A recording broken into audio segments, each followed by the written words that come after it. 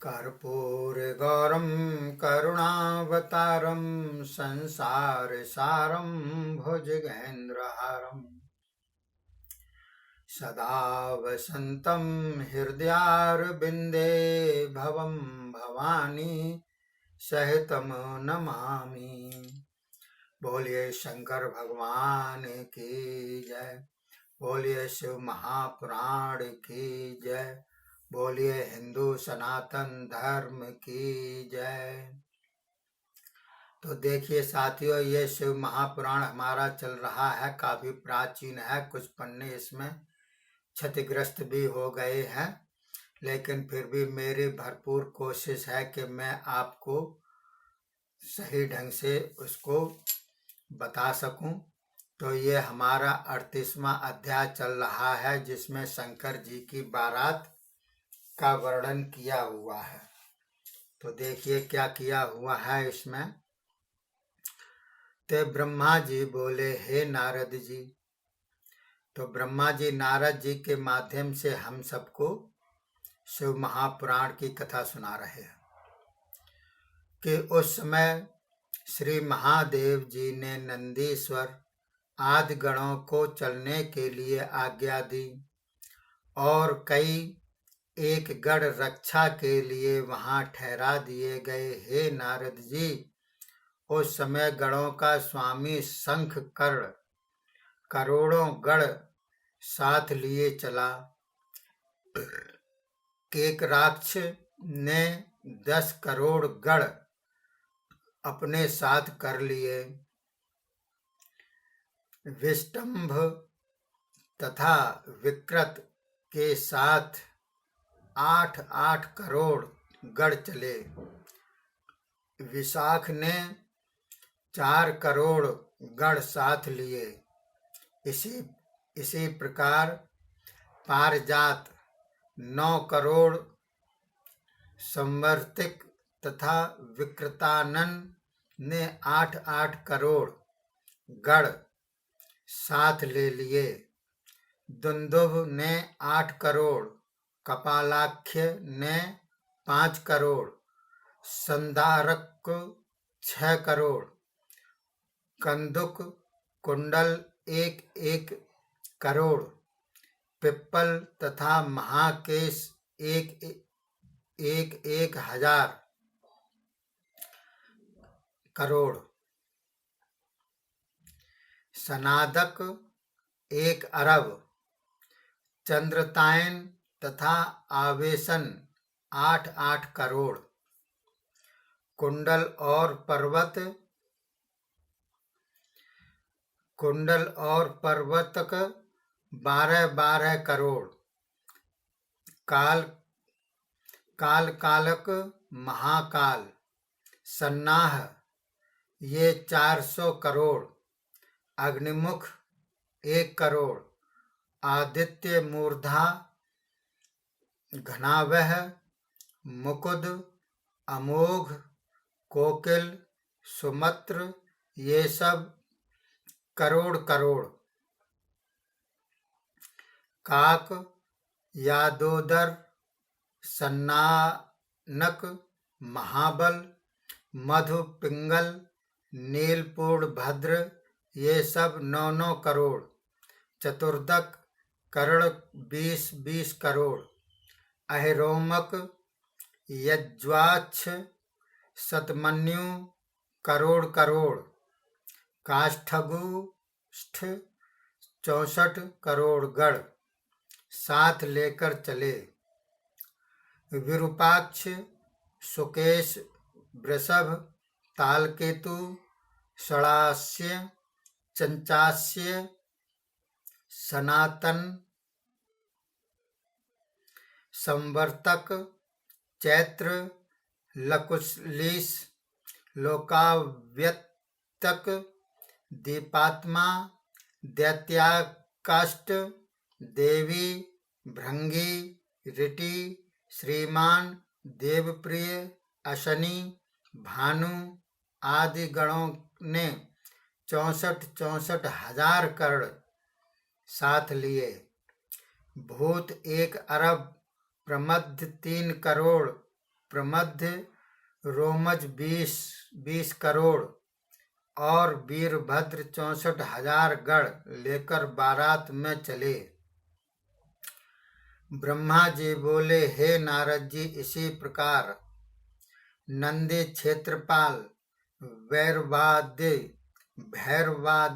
गणों ने भी असंख्यों गणों के साथ लिए। ये तो हजारों हाथों वाले, मुकुटमाला जटा चंद्र रेखा वाले, नीलकंठ त्रिनेत्रधारी रुद्राक्ष पहने, भस्म रमाए कुंडल कणों से सुशोभित, ब्रह्मा विष्णु इंद्र के समान अणिमा आदि सिद्धियों से युक्त, करोड़ों सूर्यों के समान तेजस्वी प्रकाश, पृथ्वी पाताल आदि सभी जगह विचरने वाले ये संपूर्ण गण भगवान शंकर के विवाह उत्सव में आकर चल रहे थे।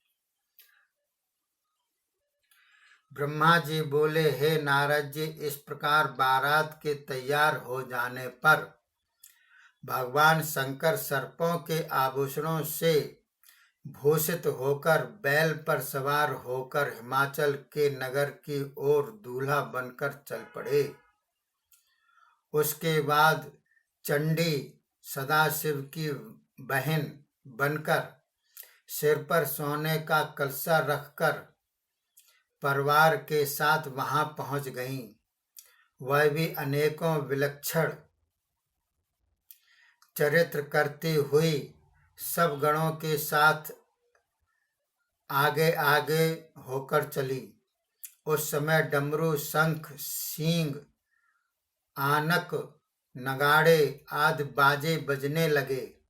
सब देवताओं ने मध्य में विष्णु चल रहे थे, जिनके सिर पर छत्र था, चमर झुलाए जा रहे थे।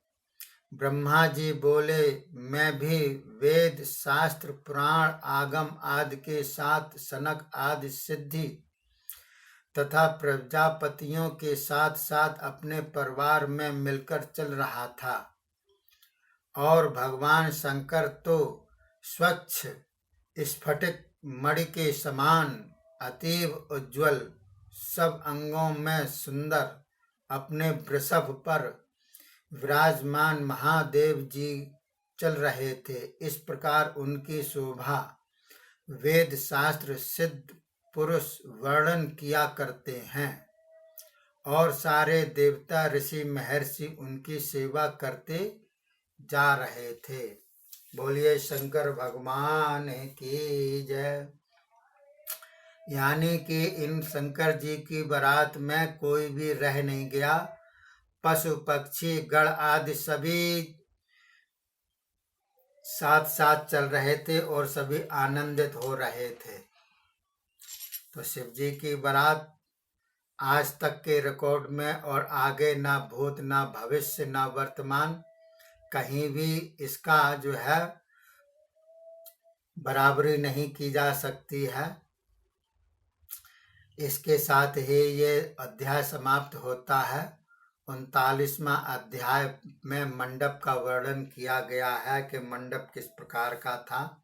तो देखिए साथियों, मैं आपको बतलाता हूँ, सुनाता हूँ किस प्रकार का लिखा हुआ है। तो ब्रह्मा जी बोले, हे नारद जी, तुम भी तो उस बारात में जा रहे थे। तब भगवान शंकर ने श्री विष्णु जी से सलाह करके सबसे पहले तुमको ही हिमाचल के पास भेजा। वहां पहुंचकर तुमने विश्वकर्मा के बनाए हुए मंडप को देखा तो आश्चर्य करने लगे। वहां रत्न जटित सोने के लाखों कलश थे। बड़े बड़े केलों के खंभों से वह सज रहा था। परम शोभायमान मंडप को देखकर तुम अपनी सुध-बुध खो बैठे। भगवान शंकर के चित्र को देखकर उन्हें साक्षात समझकर तुम हिमाचल से बोले, हे पर्वतराज, क्या देवता तथा महर्षियों के साथ विवाह के लिए भगवान शंकर आ गए? तब तुमको मंडप के चित्रों में चकित जानकर हिमाचल ने कहा, हे नारद जी, ये तो अभी नहीं आए, तुमको भ्रम हो गया है, अभी आप स्वस्थ हो लें। फिर मेरी ओर से मैनाक आदि मेरे पुत्रों को साथ लेकर आप वहां जाएं, उन्हें बारात के साथ आदर पूर्वक यहाँ ले आएं। ब्रह्मा जी बोले, तब तुम मैनाक आदि हिमाचल के पुत्रों को साथ लेकर सदाशिव के पास आ गए। तब मैं एवं विष्णु आदि देवता तुम्हें घेर कर पूछने लगे। क्या पूछने लगे, देखिए जी।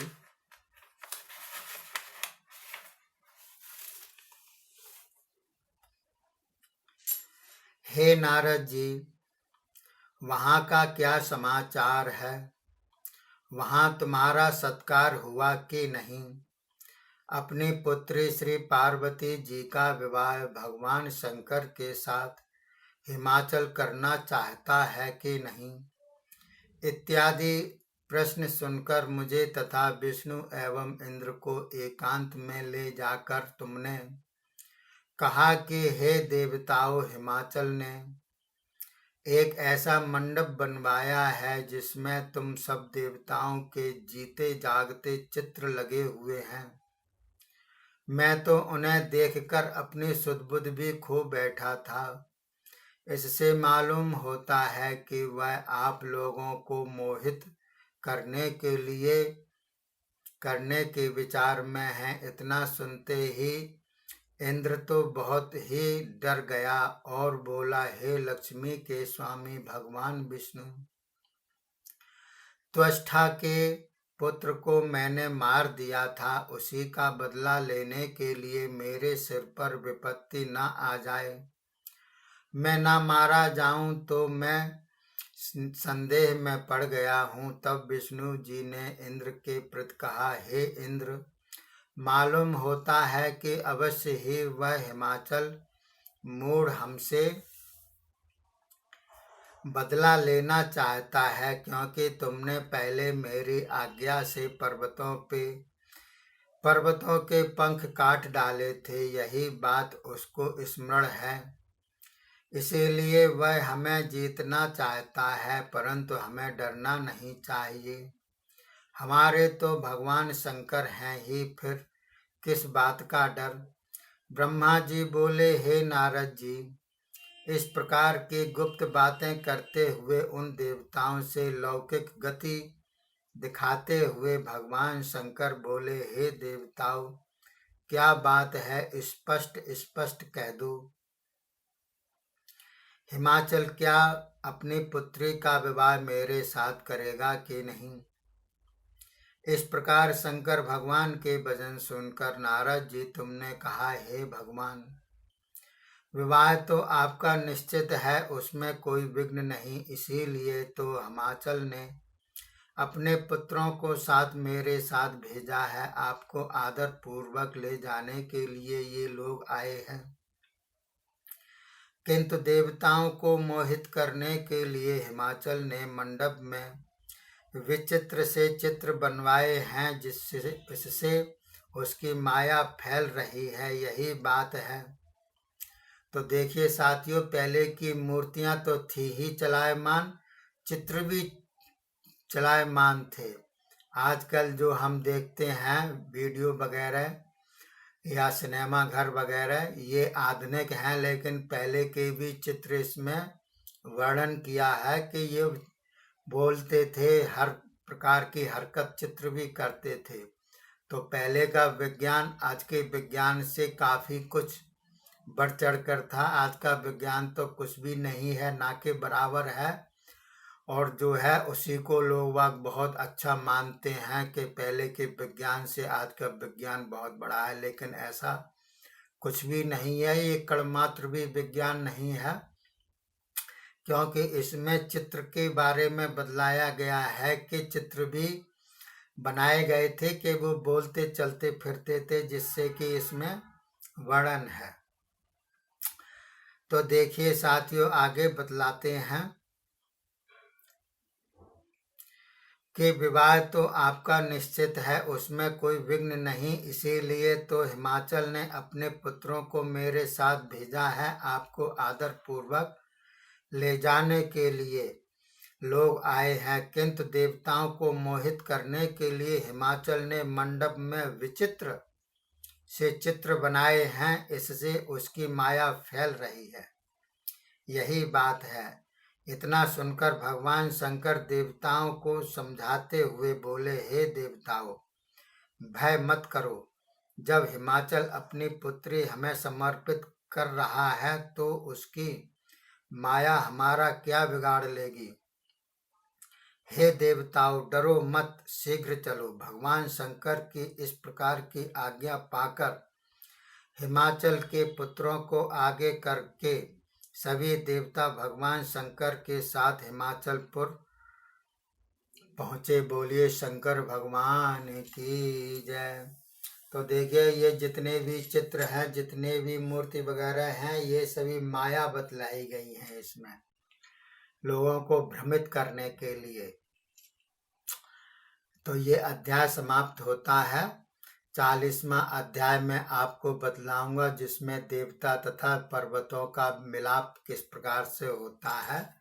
तब तक के लिए धन्यवाद। जय हिंद, जय भारत।